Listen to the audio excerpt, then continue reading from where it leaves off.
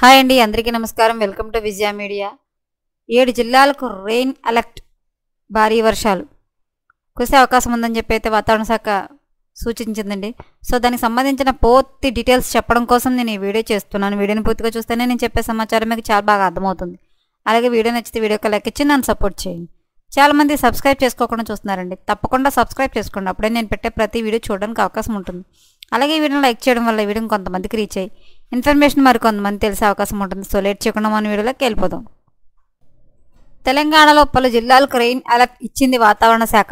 బంగాళాఖాతంలో ఉపరితల ఆవర్తనం ఎఫెక్ట్తో రాష్ట్రంలో 2 రోజుల పాటు వర్షాలు కురిసే ఛాన్స్ ఉన్నట్లు వాతావరణ శాఖ తెలిపింది.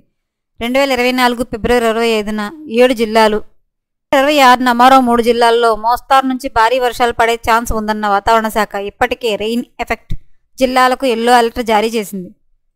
ఉత్తర తెలంగాణలోని ఆదిలాబాద్, కుమ్రంభీం, ఆసిఫాబాద్, నిర్మల్, నిజామాబాద్, జగిత్యాల, వికారాబాద్, కామారెడ్డి జిల్లాల్లో జల్లులకు అవకాశం ఉందని వాతావరణ శాఖ తెలిపింది.